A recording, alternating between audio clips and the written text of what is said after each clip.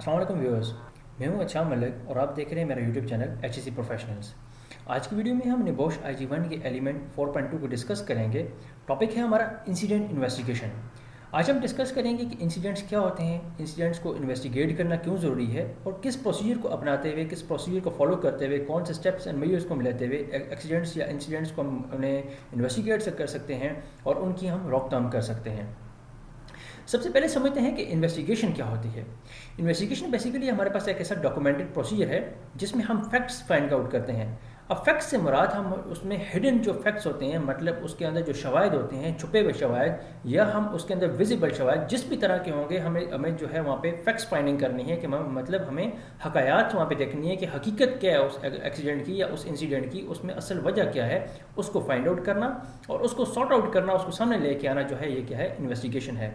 गोल जो होता है इसमें होता है कि भाई कि investigation is usually determined how और व्हाई समथिंग हैपन, कि ये जो हादसा है ये क्यों और किस तरह से पेश आया है। बेसिकली इन्वेस्टिगेशन का मेन गोल हमारे पास ये होता है इन चीज़ को हाईलाइट करना। अब इन्वेस्टिगेशन के लिए जो है वो प्रोसीजर आगे चल के हम डिस्कस करते हैं कि इन्वेस्टिगेशन की कैसे जाती है। सबसे पहले हम ये समझते हैं कि इन्वेस्टिगेशन करने का मकसद क्या होता है, रीजंस क्या होती है इन्वेस्टिगेशन की। सबसे पहली रीज़न कि किसी भी मसले का या कोई भी हादसा हमारे पास होता है, सबसे पहली अवलीन तरजीह हमारी ये होती है कि उसके हम आइडेंटिफाई करें इमीडिएट एंड रूट काजेस को। अब समझते हैं कि इमीडिएट काजेस क्या होती हैं और रूट काजेस क्या होती हैं। इमीडिएट काजेस हम हर उस काज को बोलते हैं जो ऑब्वियस होती है, जो हमें देखने से या आसानी से समझ आ जाती है भाई ये इसका इमीडिएट काज है। मिसाल के तौर पे आपने ये देखा कि एक गाड़ी जो है वो उसका एक्सीडेंट हो गया है और आपको वहाँ पे रोड के ऊपर जो है वहाँ पे ऑयल स्पिलेज नज़र आया है कि दूसरी किसी गाड़ी से ऑयल स्पिल हो सकता है या किसी भी तरह से, और रोड के ऊपर एक ऑयल स्पिलेज आपको दिखाई दिया है, तो इमीडिएट कॉज आपको ऑब्वियस हो गया कि भाई कि रोड के ऊपर ऑयल स्पिलेज क्यों था। ठीक है, ऑयल स्पिलेज का वो पता चल गया कि ये उसका इमीडिएट काज है। अब जब हम रूट काज की बात करेंगे, हम उसके पीछे मसले की जड़ की हम बात करेंगे कि मसले की जड़ कहाँ से शुरू होती है। इमीडिएट काज तो ऑब्वियस है, अब रूट काज तक पहुंचने के लिए हमें उस चीज़ को जो है इन्वेस्टिगेट करना पड़ेगा प्रॉपर्ली। हमने देखा कि भाई कि ऑयल पड़ा हुआ है, ऑयल कहाँ से लीक हुआ है, आया किसी गाड़ी से हुआ है, किसी टैंकर से हुआ है, किसी ने जानबूझ के वहाँ पे उसको ऑयल को फेंका है। अगर ऑयल वहाँ पे लीक हुआ था तो वहाँ पे इस तरह के वहाँ पे ट्रैफिक रूल्स एंड रेगुलेशन होने चाहिए जो उसको क्लीन अप करवाते, आया वहाँ पे वो अवेलेबल है। अगर रूल एंड रेगुलेशन मौजूद है तो उसकी इंप्लीमेंटेशन किसका फर्ज थी, इंप्लीमेंटेशन क्यों नहीं हो रही थी, रिस्पॉन्सिबल पर्सन कौन है। करते करते करते आप मसले की जड़ तक पहुंचते हैं और वहां पे जाकर उसको जब सॉल्व करते हैं तो तब आपका वो प्रॉब्लम जो है दोबारा रुनमा नहीं होगा। तो इस तरह हम इन्वेस्टिगेशन यूज़ करते हैं, हम निप टू बर्ड की बात हम करते हैं। हम जो है वहाँ पे एक दरख्त की जो है पतली टहनी से शुरू करके उसके जो है तने की जो आखिरी उसकी जड़ होती है वहाँ तक जाते हैं, पूरे का पूरा सिनेरियो हम खोल के सामने लेके आते हैं। देन अदर रीज़न हमारे पास आ गई प्रिवेंट रिकरेंस, हम उसको दोबारा नमा होने से रोकने के लिए हम जो इन्वेस्टिगेट करते हैं। एविडेंसेस हम रिकॉर्ड करते हैं, एविडेंसेस रिकॉर्ड करेंगे तो हमें उसके जो है उसके अंदर इन्वॉल्व लोगों का पता चलेगा, वहाँ पे सिनेरियो का पता चलेगा। लीगल रीजंस, हर एक ऑर्गेनाइजेशन, हर एक बंदा जो है बाउंड है कि कोई भी हादसा उसके पास होगा, किसी भी तर्ज का होगा तो उसको इन्वेस्टिगेट ज़रूर करेगा। इंश्योरेंस पर्पजेज़ के लिए इन्वेस्टिगेशन की जाती है। अगर आपने इंश्योरेंस क्लेम्स करने हैं तो उससे प्रॉपर्ली इन्वेस्टिगेट किया जाएगा, आया वो एक्चुअल में हुआ है या वो फेक आप एक्सीडेंट है, तो जो भी उसकी रियलिटी होगी वो सामने आएगी इन्वेस्टिगेशन से। वर्कर्स के या स्टाफ के मोराल को हाई करने के लिए अगर कोई ऑर्गेनाइजेशन इन्वेस्टिगेट नहीं करती इश्यूज़ को या किसी भी एक्सीडेंट्स को, तो दूसरे बाकी वर्कर्स का जो है मोराल डाउन होता है कि आया इन्हें हमारी रिस्पॉन्सिबिलिटी, एक्ट ऑफ रिस्पॉन्सिबिलिटी नहीं है इनके अंदर। डिसिप्लिन पर्पज़ के लिए, ऑर्गेनाइजेशंस के अंदर डिसिप्लिन को मेंटेन करने के लिए, क्योंकि अगर इन्वेस्टिगेट नहीं होंगे, प्रॉब्लम सज़ा और जज़ा का सिस्टम नहीं होगा तो रोज़ाना आए रोज़ लोग वहाँ पे हादसा करेंगे। डाटा गैदरिंग के लिए, हम डाटा गैदर कर सकें over a period of time और उसको एनालाइज करके हम किसी डिसीजन मेकिंग तक आ सकें। तो नंबर ऑफ रीजंस है हमारे पास जो है किसी भी हादसे को जो है वहाँ पे इन्वेस्टिगेट करने के लिए। अब हम इंसिडेंट की जब हम बात करते हैं तो इंसिडेंट्स हमारे पास कई तरह के होते हैं। ठीक है, एक्सीडेंट आ गया हमारे पास, नियर मिस आ गया, डेंजर सर्कल्स आ गया, वर्क रिलेटेड इल हेल्थ आ गया। इसके लिए मैंने एक पूरी वीडियो पहले भी बनाई हुई है जो मैं आपको साथ में वीडियो लिंक के अंदर मैं प्रोवाइड भी कर दूंगा, इसका लिंक भी प्रोवाइड कर दूंगा डिस्क्रिप्शन में, वहाँ से आप देख भी सकते हैं। इन सारी टर्मिनोलॉजीज़ को मैंने आपके लिए डिफाइन भी किया हुआ है डिटेल में।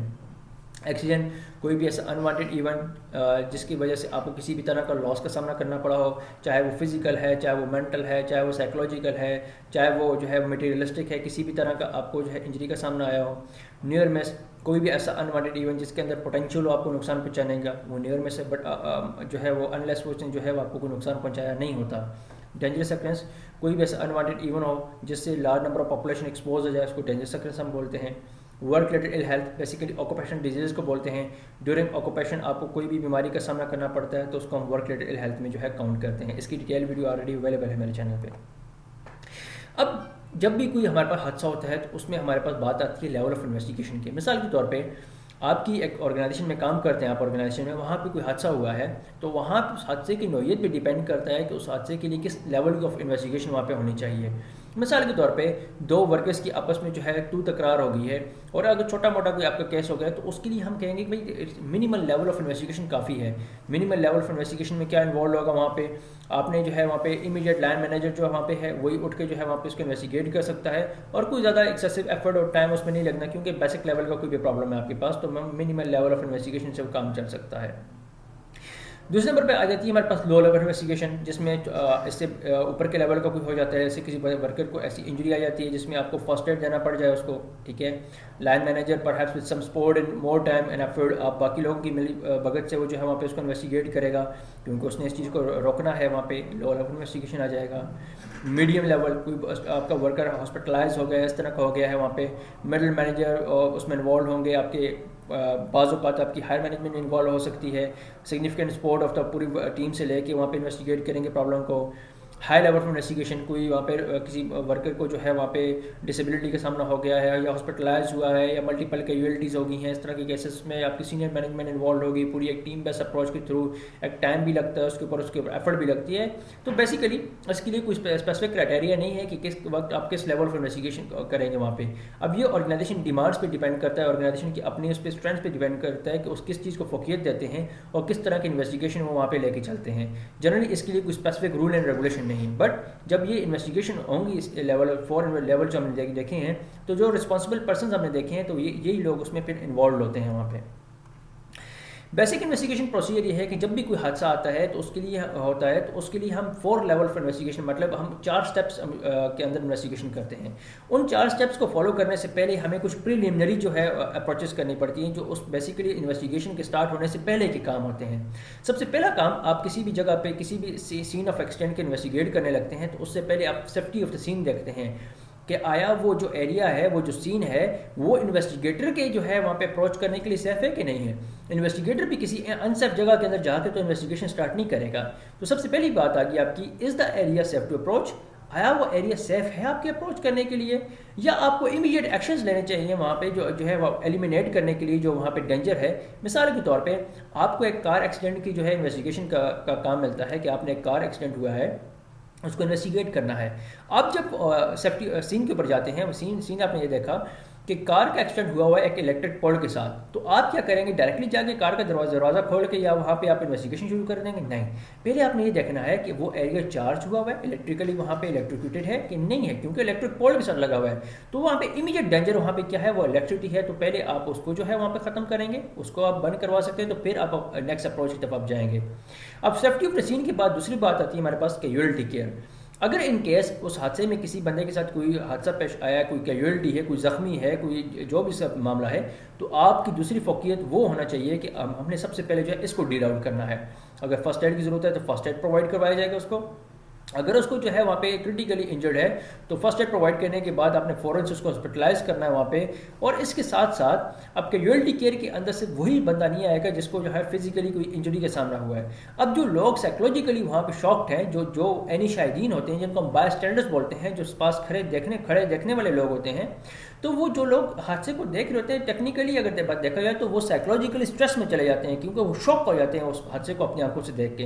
तो अच्छे इन्वेस्टिगेटर की ये अप्रोच होनी चाहिए कि वो उनको भी अंडर कंसिडरेशन ले। एक तो इसलिए कि वो उनसे जो है वहाँ पे विटनेसेस के इंटरव्यू ले सकते हैं क्योंकि वो विटनेस हैं, वो जो है एनी शाहिदीन है तो वो आई विटनेस से इंटरव्यू भी ले सकते हैं। और दूसरा उनको जो है उनकी जो है दिलजोई करना वो भी उसका एक फ़र्ज़ है। अब जब आपने पहले 2 प्रिलिमिनरी अप्रोचेस आपने जो है वहाँ पे अपना ली, उसके बाद अब आपका बेसिक इन्वेस्टिगेशन प्रोसीजर स्टार्ट होता है। बेसिकली 4 स्टेप्स में ये प्रोसीजर होता है। पहला स्टेप आपके पास आ गया गैदर फैक्चुअल इन्फॉर्मेशन, हम आगे हर एक स्टेप को आगे डिटेल में डिस्कस करते हैं। दूसरा स्टेप आपका analyse the information and draw conclusion. तीसरा स्टेप है आपका identify suitable control measures and fourth step है प्लान द रेमेडियल एक्शन। पहले स्टेप पे बात करते हैं। स्टेप नंबर 1 था हमारा जी गैदरिंग इन्फॉर्मेशन। अब कौन सी information? Factual information. Factual information से मुराद हकायात पे मबनी इन्फॉर्मेशन, वो हमने क्या करने हैं? गैदर करना है। सबसे पहले सिक्योर द सीन हो चुका है, आपने जो है बाय स्टैंडर्ड्स को आपने अंडर कंसिडरेशन लिया, उसको अंडर कंसिडरेशन लेने के बाद आपने आइडेंटिफाई कर दिए विटनेसेस। कोई भी 2-3-4 बंदे आपने जो है आइडेंटिफाई किए कि भाई इनसे मैं जो है इंटरव्यू करूंगा, विटनेस इंटरव्यू करेंगे वहाँ पे। अब जो साइड आपने जो है सिक्योर की थी, बैरिकेड की थी, उससे आप जो है वहाँ पे फिजिकल एविडेंसेस वहाँ पे कलेक्ट करेंगे, इन्फॉर्मेशन कलेक्ट करेंगे, विटनेस इंटरव्यू किया आपने, डॉक्यूमेंटेशन एग्जामिन किया आपने। जैसे अगर इन केस अगर कार एक्सीडेंट है तो उसमें आपने डॉक्यूमेंटेशन चेक की कि कार किसके नाम पे रजिस्टर्ड है, जो ड्राइवर था वो लाइसेंस उसके पास था वहाँ पे, कि क्या चीज़ें इन्वॉल्व हैं, तो वो सारी चीज़ें हम देखते हैं वहाँ पे। प्रीवियस रिकॉर्ड देखा जाता है कि भाई प्रीवियसली इस बंदे से पहले भी कोई हादसा हुए हैं, इसका क्रिमिनल रिकॉर्ड कैसे, तो हर एक चीज़ देख रहे हैं। ये तो हम उस ज़ुमरे में बात कर रहे हैं। ऑक्यूपेशनल हेल्थ एंड सेफ्टी के ज़ुमरे में हम बात करें तो किसी भी ऑर्गेनाइजेशन के अंदर भी इसी तरह के सारे डॉक्यूमेंटेशन एग्जामिन किए जाते हैं, जो आगे हम मज़ीद डिस्कस भी करेंगे। पहले जो चीज़ आपके पास आ जाती है वो आ जाती है विटनेस इंटरव्यू। अब विटनेस को इंटरव्यू कैसे किया जाएगा? विटनेस तो आपने सेलेक्ट कर दिया फिजिकली ऑन साइड, जो एनी शाहिदीन थे उसमें से आपने कुछ लोग जो है सेलेक्ट कर दिए। अब सबसे पहले ये है कि आपने उन लोगों को जो है एक दूसरे से जो है वहाँ पे अलग थलग रखना है। अगर आप उनको एक जगह पे रखते हैं तो आपको एक जनरली एक कॉन्सेप्ट आपको पता है कि भाई वो जनरली एक स्टोरी उनकी डेवलप हो जाती है अपनी जनरल कॉन्सेंसस से, अपना कॉन्सेंसस वो डेवलप कर रहे हैं भाई हमने सबने एक ही बात करनी है। उससे पहले तो आपने उससे बचने के लिए उनको डिस्ट्रीब्यूट करना, उनको अलग अलग करना है। फिर जब आपने इंटरव्यू स्टार्ट करना है तो इंटरव्यू के लिए जो रूम होना चाहिए वैसा क्वाइट रूम होना चाहिए जहाँ पे किसी तरह की कोई डिस्ट्रक्शन ना हो, और अपने स्टार्ट करने से पहले आप एक रिपोर्ट एस्टेब्लिश करें। मतलब एक जो है अपने दरमियान आप अपने इंटरव्यूअर अपने और विटनेस के दौरान जो है अपने एक तसलसल कायम करे, उसको काम करने की कोशिश करे। वो जब काम हो जाएगा, जब वो पुरसुकून हो जाएगा तो वो आपको अच्छी तरह से जो है इन्फॉर्मेशन भी वो प्रोवाइड कर सकता है। आप उसको पर्पज़ अपना एक्सप्लेन करें कि भाई कि इंटरव्यू करने का जो पर्पज़ है वो ये पर्पज़ है कि आपसे हमने इन्फॉर्मेशन कलेक्ट करनी है, ना कि आपको ब्लेम करना है, आपके ऊपर हमने इसका इल्ज़ाम लगाना है। देन इंटरव्यू की जो बेसिक टेक्निक है उसमें हमेशा ओपन एंडेड क्वेश्चन पूछे जाते हैं। अब ओपन एंडेड क्वेश्चंस क्या होते हैं? हर वो क्वेश्चन जिसमें हम किसी को ओपन हैंड दे रहे होते हैं, उसके बरक्स दूसरे क्वेश्चन होते हैं जिनको क्लोज एंडेड बोलते हैं, जिनका जवाब आप यस और नो के अंदर देते हैं, तो वो कहलाते हैं आपके close ended question. Open ended question what, why, where, how, इस तरह के जो क्वेश्चंस होते हैं ये ओपन एंडेड कहलाते हैं कि आपके बोलने वाला बंदा आपको पूरी इन्फॉर्मेशन प्रोवाइड करेगा जितनी उसके पास है, कहीं पे इसकी कोई बाउंड्री नहीं होगी। अब इंटरव्यूअर के लिए मस्ट है कि अपना दिमाग खुला रखे और जो पॉइंट उसके पास आ रहा है, जो उसके पास विटनेस से वो ले रहा है, उनको अपने पास नोट डाउन करें और हर पॉइंट में से पॉइंट निकाल के उससे जो है क्वेश्चनिंग करें वहाँ पे। और लास्ट में उसके एक रिटन स्टेटमेंट के लिए उससे बोले और उसको जो है थैंक्स किया जाए और उसको बताया जाए कि अगर आपकी ज़रूरत हमें दोबारा पड़े तो हम आपको दोबारा ज़हमत देंगे। बट एक्चुअली ये होना चाहिए कि आप कभी भी उसको डराएं धमकाएं ना, अगर करेंगे तो दोबारा उसने आपके पास आना ही नहीं है। अब जब आपने विटनेस को इंटरव्यू कर दिया, उसके बाद दूसरा काम है आपका डॉक्यूमेंटेशन एग्जामिनेशन। अब जिस ऑर्गेनाइजेशन में आप इन्वेस्टिगेशन कर रहे हैं किसी भी एक्सीडेंट की, आपने पहले ऑर्गेनाइजेशन पॉलिसी देखी कि ऑर्गेनाइजेशन पॉलिसी क्या बोलती है इस काम के बारे में और ये काम किस तरह से हो रहा था, तो आपने उसको वेरीफाई करना है। फिर उसके जब जाके आप साइट को विजिट करेंगे। रिस्क असेसमेंट आपने देखी कि आया इस हैजर्ड को आइडेंटिफाई किया था जिस हैजर्ड की वजह से वहाँ पे एक्सीडेंट हुआ है, और इस पे जो कंट्रोल्स अप्लाइड थे वो किस तरह के कंट्रोल्स थे, कौन रिस्पॉन्सिबल पर्सन था, कौन फॉलो अप कर रहा था इन चीज़ों को, आपने वो सारी चीज़ें वहाँ पे देखी। ट्रेनिंग रिकॉर्ड देखे, जिस वर्कर से वहाँ पे हादसा रुनमा हुआ है, आया वो ट्रेंड था, अगर ट्रेंड था तो आया उसको रिफ्रेशर ट्रेनिंग प्रोवाइड की गई थी, कुछ सेफ सिस्टम ऑफ वर्क या मेथड स्टेटमेंट वहाँ पे मौजूद थी, अगर नहीं थी तो आपने उसके बारे में देखना है, अगर मौजूद थी तो फिर आपने उससे देखना है कि उसके अकॉर्डिंग काम हो रहा था या उसके बरक्स हो रहा था, कोई हाई रिस्क एक्टिविटी थी, अंडर परमिट का काम हो रहा था या विदाउट परमिट हो रहा था, कोई इक्विपमेंट के साथ फेलियर की वजह से हादसा हुआ है, मेंटेनेंस रिकॉर्ड देखेंगे कि इसको लास्ट कब मेंटेन किया गया है, इसकी सर्टिफिकेशन कहाँ पे है, प्रीवियस एक्सीडेंट रिपोर्ट आप देखेंगे, लास्ट एक्सीडेंट जो है वहाँ पे किस तरह से रुनमा हुआ था और किससे रुनमा हुआ था, क्या अवामिल उसमें जो है रुनमा थे, सिकनेस एंड एब्सेंस रिकॉर्ड देखेंगे। तो ये सारे आपके पास क्या है, मिनिमम डॉक्यूमेंटेशन है, और ये सारे के सारे एग्जामिनेशन डिपेंड करती है आपके नेचर ऑफ एक्सीडेंट के ऊपर और उसके इन्वॉल्व पर्सन के ऊपर कि किस तरह के लोग इन्वॉल्व हैं और किस लेवल का आपके पास जो है हादसा वहाँ पे रुनमा हुआ है। डॉक्यूमेंटेड एग्जामिनेशन के बाद आपका फर्स्ट स्टेप खत्म हो जाता है, जो है हमारे पास एनालाइजिंग जो है वहाँ पे फैक्ट्स एंड मयर्स जो हम वहाँ पे जो है हकायक हम जो है वहाँ पे कलेक्ट कर रहे थे। उसके बाद आ जाता है स्टेप नंबर 2, वो है एनालाइजिंग इन्फॉर्मेशन। अब जो हमने जो है इन्फॉर्मेशन कलेक्ट की है, अब इस इन्फॉर्मेशन को एनालाइज किया जाएगा और उसकी बेस के ऊपर एक कंक्लूजन डेवलप किया जाएगा। हम जब एनालाइज करना शुरू करेंगे तो हमें सबसे पहले जो है इमीडिएट काजेस का पता चलेगा, जो कि ऑब्वियस काजेस होती हैं, हम इसे ऑब्वियस काजेस बोलते हैं।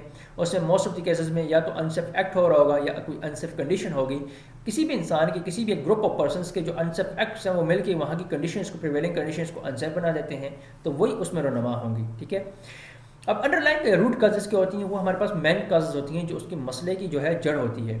रीजन बिहाइंड द इमीडिएट काज, अब उस इमीडिएट काज के पीछे की वजह क्या है, असल वजह तक पहुंचना जो है वो आपका मकसद है। Open failure in management system, most of the cases में, जैसे मैंने आपको कार एक्सीडेंट की एग्जांपल दी कि उसके ऊपर रोड के ऊपर जो है ऑयल स्पिलेज है, इसी वर्किंग फील्ड के अंदर ले लें, वहाँ पे कोई प्रॉब्लम है, तो मोस्ट ऑफ द केसेस में अंदर जो है मैनेजमेंट फेलियर्स ही होती हैं, इसकी जो है वजह बनते हैं। सुपरविजन का ना होना, पीपीएस प्रोवाइड ना होना, ट्रेनिंग का ना होना, मेंटेनेंस का ना होना, चेकिंग या इंस्पेक्शन का ना होना, इनएडुकेट रिस्क असेसमेंट का होना कि मतलब इनएडुकेट रिस्क असेसमेंट से मुराद कि हमने रिस्क असेसमेंट के टॉपिक में पढ़ा था सूटेबिलिटी एंड सफिशिएंसी के बारे में कि रिस्क असेसमेंट आपकी सूटेबल एंड सफिशिएंट नहीं होती। तो ये सारी हमारे पास वजूहत हो सकती हैं, और ये सारी की सारी वजूहत अगर आप देखें तो अल्टीमेटली ये लीड कर रही हैं आपके मैनेजमेंट सिस्टम को और मैनेजमेंट सिस्टम के फेलियर को। तो ये हमारे पास वजह बनती है किसी भी हादसे की। तीसरा स्टेप हमारा उसके बाद आ जाता है कि आइडेंटिफाइंग सूटेबल कंट्रोल मेजर्स। हमने कंक्लूजन डेवलप कर दिया है, हमने एनालाइज कर दी इन्फॉर्मेशन को, अब हमने उसके लिए आइडेंटिफाई करने सूटेबल कंट्रोल मेजर्स को कि आप इस मसले को हल कैसे करना है, कंट्रोल कैसे करना है, इसको हमने रोकना कैसे है। अब इसमें मसले की जब हम उसकी रोकथाम के लिए आते हैं, हम कंट्रोल मेजर्स पे आते हैं, तो वहाँ पर भी इमीडिएट काजेस को हल करना इंतहाई आसान है, क्योंकि वो ऑब्वियस काजेज हैं और उनको हल करना भी आसान। मिसाल के तौर पर कोई स्पिलेज हुआ है आपके पास, क्लीन द स्पिलेज खत्म कर दिया तो इमीडिएट काज खत्म। कोई मशीनरी है उसके ऊपर गार्ड अवेलेबल नहीं है, गार्ड उसके ऊपर इंस्टॉल्ड नहीं है, रिप्लेस द मिसिंग गार्ड, आपने मिसिंग गार्ड लगा दिया। वो तारें बिखरी हैं रास्ते में, ट्रेलिंग कॉर्ड्स हैं, तो आपने तारों को रिलोकेट कर दिया, डक्स वगैरह लगा के क्लोज कर दी, तो आपका इमीडिएट काज तो आपका हो गया आपका ठीक। बट वो इमीडिएट काज आपका परमानेंट काज, आप परमानेंटली उसको आप ठीक नहीं कर सकते, तो वो चीज़ें दोबारा रुनमा होंगी, क्योंकि आपने उसके पीछे की जो रूट काज है, जो असल वजह है, उसको अभी तक ठीक नहीं किया। तो अंडरलाइन रूट काजेस को ठीक करना इंतहाई ज़रूरी है, जो कि इंतहाई डिफिकल्ट है, क्योंकि इसके लिए आपको अपने मैनेजमेंट सिस्टम के अंदर, और सबसे ज़्यादा कॉम्प्लेक्स जो है आपके मैनेजमेंट सिस्टम के अंदर मौजूद लोगों को रिप्लेस करने की, उनके अंदर चेंजिंग लाने की ज़रूरत है, जो कि एक बड़ा ही मुश्किल स्टेप होता है किसी भी ऑर्गेनाइजेशन के लिए, कि एक बड़े टाइम पीरियड से काम करने वाले लोग होते हैं उसमें और वो उस चीज़ को समझ भी नहीं रहे होते, तो उसके लिए ऑर्गेनाइजेशन को इसमें दिक्कत का सामना करना पड़ा होता है।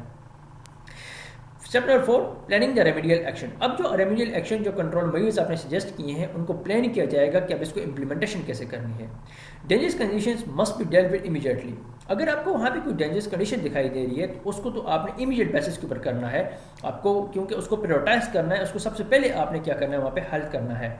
इंटरम एक्शंस में भी पॉसिबल, बाज़ औक़ात हम आर्जी कंट्रोल के साथ काम चला रहे होते हैं, अंडरलाइन काजेज जो है उसके ऊपर कॉम्प्लेक्स एक्शंस की ज़रूरत होती है, उस पर टाइम भी लगता है और एफर्ट भी लगती है, डिस्ट्रप्शन भी ऑर्गेनाइजेशन में आती है और आपकी मनी भी लगती है, और इन इश्यूज़ को जो है प्रायोरिटाइज करने की ज़रूरत है, क्योंकि जब तक आप अंडरलाइन या रूट काजेज को ठीक नहीं करेंगे तो आप सारी ज़िंदगी लगे रहें इमीडिएट काजेज को ठीक करने की, मसाइल आपके दोबारा रुनमा होते रहेंगे। एक एग्जाम्पल के तौर पर मैंने आपके लिए एक चार्ट यहाँ पर मैंने बना के यहाँ पे किया है, डिस्प्ले किया है, कि आपको थोड़ा सा समझ आए कि हम किस तरह से वहाँ पर इन चीज़ों को लिखते हैं। जैसे आपने रिकमेंडेड एक्शन लिखा, एक्शन आपने रिकमेंड किया, introduce induction training for all new drivers, कि ड्राइवर्स के लिए इंडक्शन ट्रेनिंग वहाँ पे क्या की जाए, इंट्रोड्यूस की जाए। ये आपने सजेशन थी, आपका रेमेडियल एक्शन था। अब इसकी क्या प्रायोरिटी क्या है इसकी, मीडियम टर्म टाइम स्केल, मतलब 1 महीने के अंदर अंदर आपने इसे कंप्लीट करना है, और इसकी रिस्पॉन्सिबल पर्सन कौन है जो इंश्योर करेगा, इसको फॉलोअप करेगा, वो है वेयर हाउस मैनेजर। इसी तरह से हम हर एक एक्शन के लिए इसी तरह से करते हैं और अल्टीमेटली हम अपना एक रेमेडियल एक्शन कंप्लीट करके प्रोवाइड करते हैं। ये था जी आज का हमारा टॉपिक था, इन्वेस्टिगेशन के बारे में था, कि हम किस तरह से किसी भी एक्सीडेंट को इन्वेस्टिगेट करते हैं, पर्पस क्या होता है, रीज़न क्या होती है इन्वेस्टिगेशन के लिए, और इन्वेस्टिगेशन को किन स्टेप्स को फॉलो करते हुए हम किसी भी मसले को, किसी भी एक्सीडेंट को, इंसिडेंट को हम वहाँ पर इन्वेस्टिगेट कर सकते हैं और उसकी रोकथाम कर सकते हैं, और उसके लिए हम रेमेडियल एक्शन बना के जो है वहाँ पे इंप्लीमेंट कर सकते हैं। होपफुली आपको आज का टॉपिक समझ आया होगा। इंशाल्लाह नेक्स्ट वीडियो में नेक्स्ट टॉपिक के साथ हाजिर होंगे, तब तक के लिए अल्लाह हाफिज़।